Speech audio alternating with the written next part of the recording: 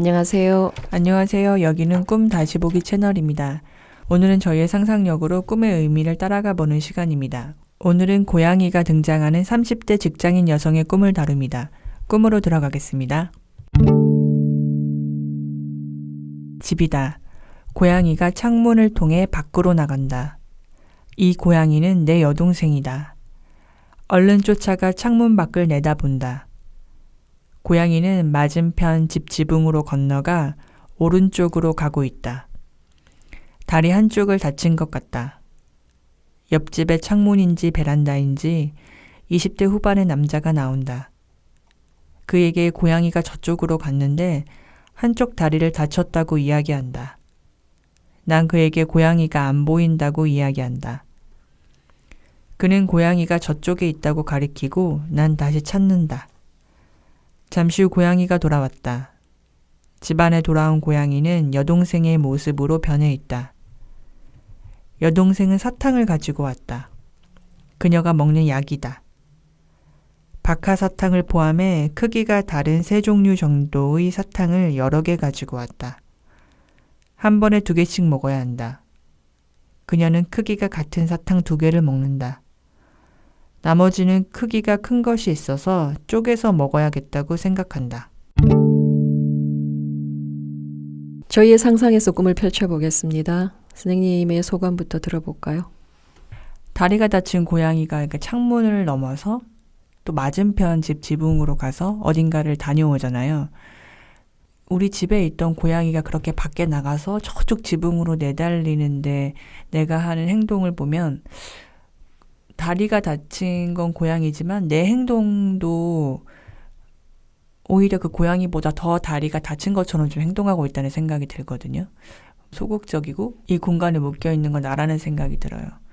어떤 노인이 창문을 넘어서 그 요양원 밖으로 탈출하는 그런 영화가 있거든요.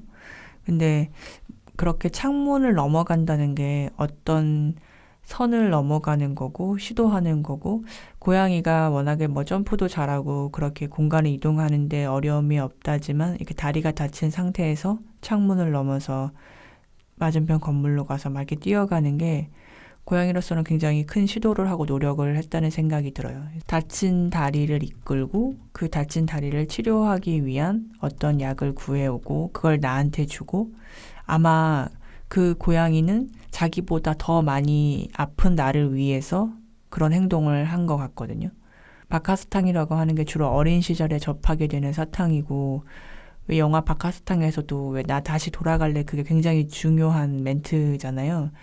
상처를 입기 이전의 혹은 그 상처가 시작된 그때로 다시 돌아가서 봐야 될 것을 보고 그때 못 누렸던 걸 누리고 그것이 고양이가 나한테 여동생이 나에게 전해주려고 하는 어떤 치유의 방법인 것 같고 그 직접적으로 사탕을 준 것뿐만 아니라 그렇게 창문을 넘어가서 어딘가 멀리 다녀오는 그 모습 자체가 지금 이 집에 있는 나한테 약이 되는 그런 시범을 고양이가 좀 보여준 것 같다는 생각이 들어요.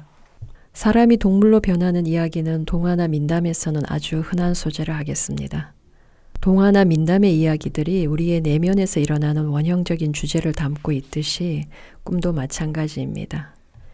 이 꿈으로 어떤 이해에 도달하게 된다면 동화나 민담에 등장하는 비슷한 이야기들도 새롭게 다가올 수 있을 겁니다. 보겠습니다. 고양이는 창문을 통해 밖으로 나갑니다. 고양이는 내 여동생이죠. 꿈의 시작부터 우리의 관심을 끌만한데요. 집을 벗어나는 즉시 길고양이 신세가 되지만 집 안으로 돌아오면 여동생의 모습으로 돌아옵니다. 꿈에 등장하는 인물이 동성이라면 우리는 즉시 그림자 측면을 고려하지 않을 수 없습니다. 꿈속 여동생은 나의 그림자입니다. 그림자는 자아가 꺼려하거나 혐오하는 면들을 담당하게 됩니다. 자아의 절대적 관심은 어디에 있을까? 긴 말할 필요 없이 단어 하나면 충분합니다. 적응. 자아로서는 사회적 적응에 성공하고 있느냐에 온 신경을 곤두세우고 있을 뿐이에요. 따라서 적응에 방해가 되는 특질과 자질들은 비록 긍정적으로 평가될 수 있다고 할지라도 부지불식간에 억압하게 되는 거죠. 그림자 영역으로 내몰린다는 뜻입니다. 창문을 통해 집 밖으로 나가는 고양이. 그런데 이 고양이는 내 여동생입니다. 이를 어떻게 이해할 수 있을까? 우선 집이 상징하는 바는 자아의 거주 공간인데요. 그렇다면 집 안에 있는 나는 집 밖으로 나갈 용기가 있는가? 다시 말해서 그동안 고집해왔던 틀을 벗어날 수 있는 용기가 있는가라는 질문이 될 수 있을 겁니다. 여동생의 과감한 행보는 집안에 있는 나의 모습과 묘한 대비를 이루게 되고 나는 마치 집안에 갇혀있는 존재처럼 보이게도 만들어요. 이는 집 밖으로 나갈 수 있는 용기가 그림자 영역으로 억압되어 있다는 것을 의미할 겁니다. 그런데 왜 고양이의 모습으로 변해 있을까? 지붕을 타고 가는 이미지는 무엇을 의미하는 것일까? 여유롭고도 느긋한 자태로 지붕 위를 걸어가는 고양이를 떠올려 볼 필요가 있습니다. 그 모습이 내 시야에 들어오는 거예요. 독립성을 상징하는 대표적인 동물답게 고양이의 뒷모습은 위풍당당하고 멋져 보일 겁니다. 그리고 지붕 위에 고양이가 자아내는 외로움은 고고해 보이기까지 합니다. 그러나 고양이가 지붕 위에서만 지낼 수는 없습니다. 곧 땅으로 내려와서 끼니를 찾아야 합니다. 지붕 위에서는 모든 것이 낭만이 될 수 있겠지만 지상으로 내려오면 곧 생존의 문제가 되는 겁니다. 지상에서는 지붕 위에서만큼 유유자적 거닐기는 어려울 것이 뻔하죠. 뭐냐면 창문을 통해 경험되는 세상은 이렇다는 겁니다. 낭만이라는 근사한 색채와 빛깔이 더 씌워진다는 거예요. 창문 밖을 바라보는 내 시선은 곧 세상을 바라보는 관점이 되는 겁니다. 집 밖으로 나갈 용기는 없는 가운데 창문을 통해 시야에 들어오는 것만을 경험한 채 판단을 내리고 그 판단은 다시 선택에 영향을 끼치는 겁니다. 그리 되면 그럴싸한 낭만으로 왜곡되고 변질된다는 뜻입니다. 이 꿈은 한 차원 자아가 세상을 경험하는 방식과 거기에 내포된 위험성을 알려주고자 하는 것 같습니다. 자아는 세상에 대한 두려움과 불안이 너무 큰 나머지 그것이 낭만적 기대감을 키우고 있는 것 같습니다. 낭만적인 시각을 그대로 유지하고자 한다면 영원히 집 밖으로 나갈 수가 없습니다. 지붕 위의 고양이가 지상으로 내려서는 순간 그저 길고양이일 뿐입니다. 끊임없이 주변을 살피고 경계하며 먹이를 찾아야 하는 신세로 전락한다는 뜻입니다. 쓰레기 더미에서 비닐을 뜯다가도 사람의 인기척이 느껴지면 재빨리 도망쳐야 하는 신세가 될 뿐입니다. 그 신세로 떨어질 것이 너무도 두려워 집 안에만 있고자 하는 겁니다. 꿈에 등장하는 창문과 거기에 담긴 풍경은 세상 속으로 나아갈 용기를 앗아가는 겁니다. 두려움이 커지는 만큼 이상하게 변질된 기대감도 증대되는 겁니다. 지붕은 지상으로부터 떨어져 있습니다. 지붕 위의 고양이 이미지가 보여주려는 바는 세상과 적극적으로 관계하는 느낌에서 멀리 있다는 것입니다. 여동생과 내가 공유하는 정서가 있다면 세상살이에 대한 두려움 같습니다. 여동생은 집 밖으로 나선 이상 길고양이로 살아가야 합니다. 우리 사회에서 길고양이는 핍박의 희생자로 내몰리는 경우가 많습니다. 지붕 위를 타고 가는 고양이는 곧 지상으로 내려서야 할 것이고 그녀를 기다리고 있을 경험들 또한 만만치 않을 겁니다. 지붕 위의 고양이는 당당해 보입니다. 지붕은 사람으로 치자면 사람의 머리가 되는 셈인데 지붕 위에 선 고양이는 지상을 내려다볼 수 있는 특권을 누리는 셈이죠. 제가 네 머리 꼭대기에 있어라는 표현은 의도를 빤히 꿰고 있으니 부질없는 짓 하지 말라는 충고에 가까운 표현이죠. 지붕 위의 고양이의 이미지는 내 안에 숨겨둔 권력 욕구를 드러내주는 측면이 있어 보입니다. 사람들의 모든 의도를 다 파악하고 있을 때 거기에서 내게 유리한 힘이 만들어진다고 믿고 있는지 모르죠.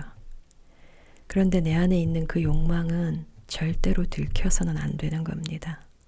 드러나면 집단 내 사람들로부터 경계의 대상이 되거나 비난을 살 수가 있거든요. 그래서 강하게 억압하는 겁니다. 동생 고양이는 나의 그 욕망을 살아내고 있는 것 같습니다. 그런데 자아가 욕구와 욕망을 숨기려고 할수록 자꾸만 일그러지게 되고 자아는 혼란에 빠지게 된다는 거예요. 꿈에서도 고양이는 내 시야를 벗어나 멀어지고 있잖아요. 내 안의 욕구와 욕망은 어떠한 발전의 기회도 얻지 못하고 멀어지는 꼴이 되는 겁니다.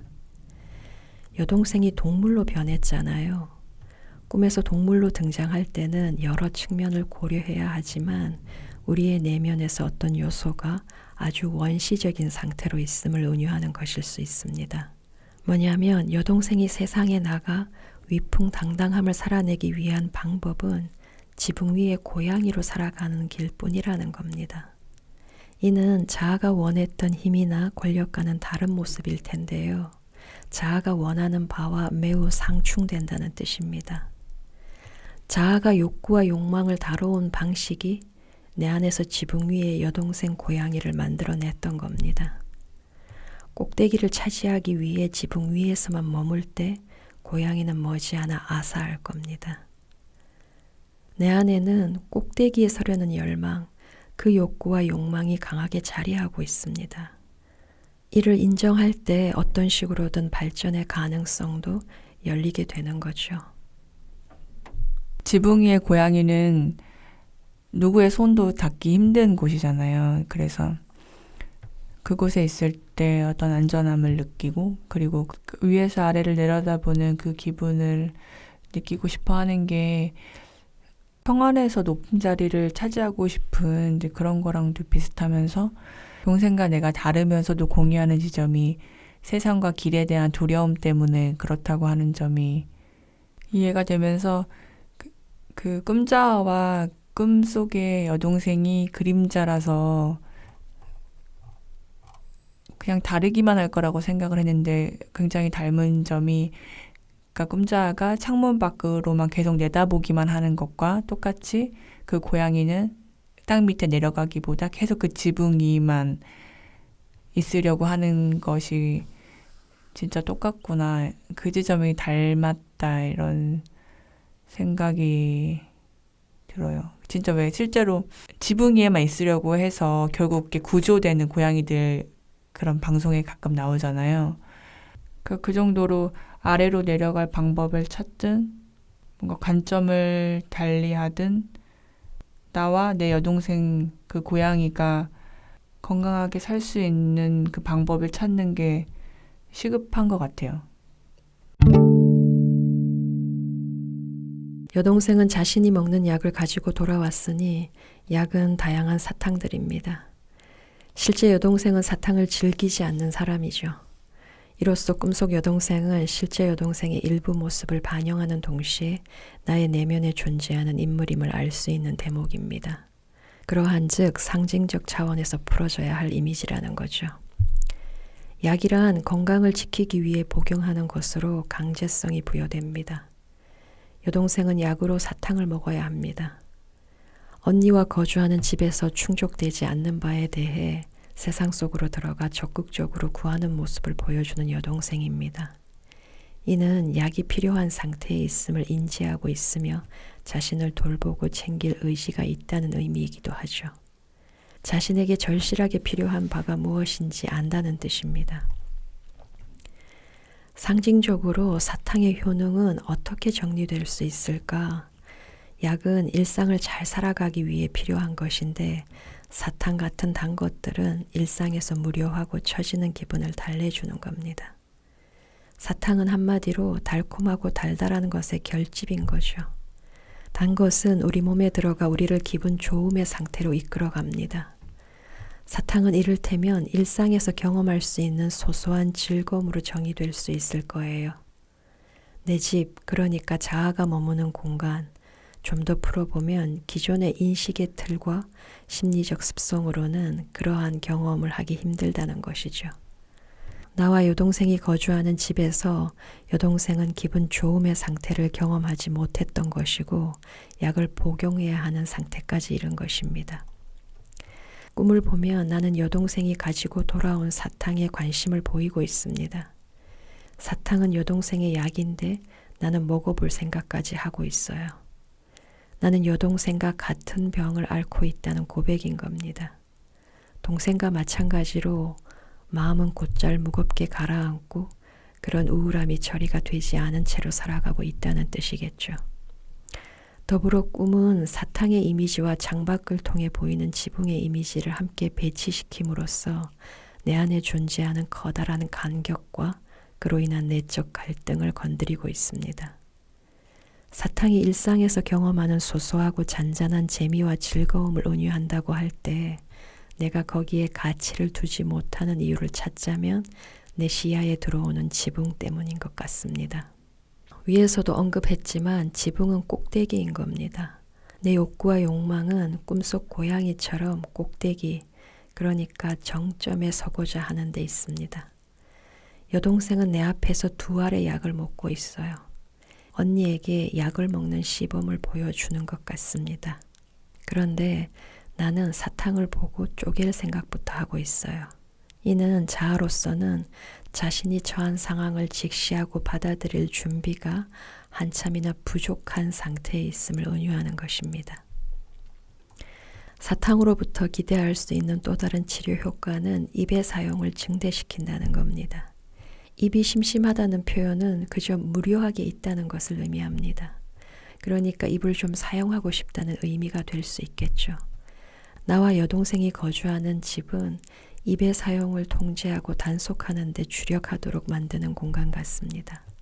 창문 밖으로 고개를 내미는 순간 말문이 터지는 내 모습에서 그러한 의심은 더욱 짙어지죠.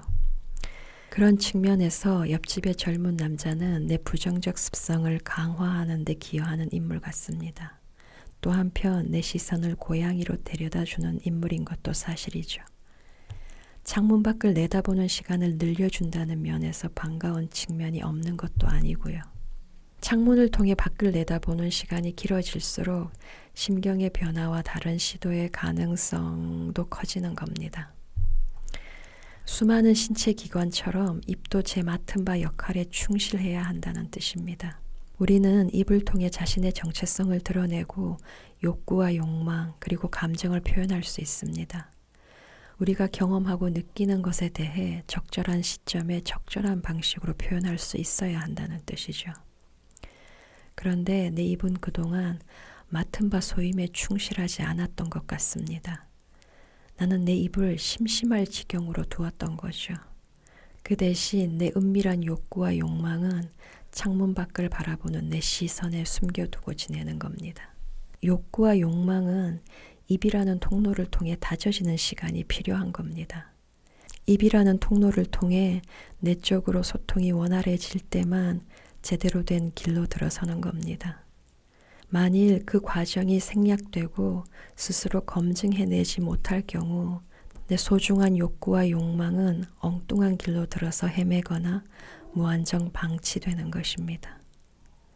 꿈에서 보여주는 것처럼 지붕 위를 걸어가는 고양이 모습처럼 현실에 기반하지 못한 낭만적 기대로 흐르게 되는 것입니다. 마지막으로 모든 약은 부작용을 가지고 있다는 사실에 주목할 필요가 있습니다. 여동생이 가져온 사탕을 보고 내가 보인 반응에 주목하게 되는데요. 먹고 싶다는 본능적 반응에서 한참 물러나 있는 것처럼 느껴집니다. 대단히 이성적으로 접근하고 있는데 요지는 쪼개서 조금 먹어보겠다는 거죠. 입과 사탕의 사용에 대한 강한 통제 의지가 제일 먼저 읽히는 겁니다. 또 내가 입을 사용해온 방식이 거기에 담겨 있어요. 사탕은 달달하고 달콤한 것이라 했는데요. 자아는 입을 사용하는 데 있어서 대단히 미온적이고 수동적인 상태로 일관해 왔던 것입니다. 굳이 사용했어야 한다면 사탕 발림에 가까운 이야기만 하는 겁니다. 우리가 사탕 발림 같은 소리 그만해 할 때 진심이나 진정성이 느껴지지 않는 좋은 얘기는 싫어, 그만해, 그런 뜻이 되는 거죠. 자아는 자신을 달래고 설득하는 방식으로 오랫동안 사탕 발림을 사용해 왔을지 모르겠습니다. 좋은 이야기지만 아무런 힘도 발휘할 수 없는 이야기들 있잖아요. 그리 되면 당연히 말하는 재미도 잃어갈 것이고 무언가를 할 수 있는 동기도 유발되지 못할 겁니다. 사탕이 가지고 있는 힘, 그러니까 일시적이고 즉자적으로 기분을 띄우는 것에 기댈 뿐이니 끼니를 챙기듯 약을 달고 살아가는 겁니다. 좀 더 상상을 해보자면 세상에서 좋은 것들이 자신에게 오기를 기대하지만 나도 모르게 해온 기대들의 실상을 자세히 들여다보면 사탕발림 같은 것들로 채워져 있었던 거죠. 사탕발림을 사용하는 데 익숙해지면 어느 순간 진심을 잃어버리게 됩니다. 이는 그 어떤 대상에게도 진심을 내지 못하는 상태로 살아가게 된다는 뜻입니다. 집안에서 창문 밖을 바라보면서 실제 행동은 아무것도 안 하고 이렇게 바라보기만 하는 그 내 행동이 내 그림자, 그 고양이의 모습인 내 여동생을 땅 아래로 내려가지 못하게 하고 그렇게 계속 지붕 위에만 머물게 한다는 게, 그러니까 내가 실제로 어떤 행동을 하고 부딪히지 않고, 그래서 사실 내 몸은 굉장히 약한데, 실제 내 심리적인 체력은 굉장히 약한데, 그 대극으로서 나는 뭔가 그렇게 지붕 위에 있는 특별하고 다른 존재인 것처럼 나를 생각하는 그런 제 모습이 지붕 위의 고양이한테 참 투사가 많이 되는 것 같아요. 그 창문 밖을 내다보는 내가 그렇게 약하고 아픈 것마저도 어떤 나의 특별함이고 내가 다른 존재라고 날 스스로 그렇게 인식하던 때도 있거든요. 그러니까 그런 것이 나한테 하는 사탕발림인 것 같고, 그래서 뭔가 언젠가 굉장히 기적처럼 내가 은밀하게 숨긴 권력욕을 충족시킬 무언가가, 어떤 자리가 나한테 올 것만 같고, 그런 생각을 많이 했던 것 같아요. 요새 정말 보통 사람들을 많이 만나고 힘들고 어렵게 사는 사람들을 많이 만나게 되는데, 진짜 대부분의 많은 사람들은 내가 하는 노력보다 훨씬 많은 노력을 하면서 그렇게 살더라고요. 반성도 되면서 되게 힘들어요. 많은 사람들은 한 10을 노력하고 살고 있었다면 나는 한 1만 노력하고 살았구나. 그걸 되게 많이 느끼거든요. 근데 그 간극이 나한테 굉장히 힘겹게 느껴지기도 하면서 그걸 내가 받아들여야 나도 다른 평범한 사람들처럼 그나마 살 수 있겠구나. 그러니까 저 사람들의 틈으로 끼어 들어가고 싶다. 그게 내 요새의 그 목표이거든요. 그렇게 생각하면 내가 정말 창문 밖만 쳐다보면서 저기 위에 어느 곳이 내 자리가 있을 거야 라고 생각했던 게 좀 어이없을 정도예요. 제가 요새 기도를 하는데 어느 순간 이제 그 제 예전 꿈, 온몸에 이제 붕대를 감고 있던 그 여중생을 떠올릴 때가 있어요. 그러니까 내가 이렇게 기도를 하는 게 그 친구를 이렇게 살려내는 것과 연결이 돼 있다라는 생각을 하는데, 그런 상상을 할 때가 있거든요. 그 시절에, 그러니까 내가 중학생 시절에 그 여중생이 기도를 한다. 그런 모습을 이제 상상할 때가 있거든요. 뭔가 그 친구의 진심의 기도를 내가 지금 하는 기도와 그게 연결돼 있다, 이런 생각을 할 때가 있어요. 그게 저한테는 이 꿈의 그 박하사탕 같은 그런 순간인 것 같아요. 그 박하사탕을 먹는 것과 같은 것 같은데, 뭔가 진심으로 나를 위해서 그런 소중한 경험을 만들어내는 것을 어떻게 해야 그렇게 하는 건지, 그게 뭔지를 정말 모르고 살았던 것 같아요. 근데 현실이 되게 어렵고 무거울수록 순간순간에 그런 내가 박하사탕을 먹는 경험을 내 스스로 만들어내야 그나마 내가 진짜 버티고 이렇게 살아갈 수 있겠구나라는 생각을 요새 많이 하거든요. 근데 그럴 때 제일 필요한 게 정말 진심 같아요. 내 그 진심을 이끌어내지 않으면 아무것도 느낄 수가 없고 그냥 어떤 의무를 수행하는 것밖에는 안 되니까 근데 그 감을 더 이제 많이 찾고 싶죠. 네, 오늘 얘기는 여기서 마치고요. 다음 시간에 다른 꿈으로 찾아오겠습니다. 네.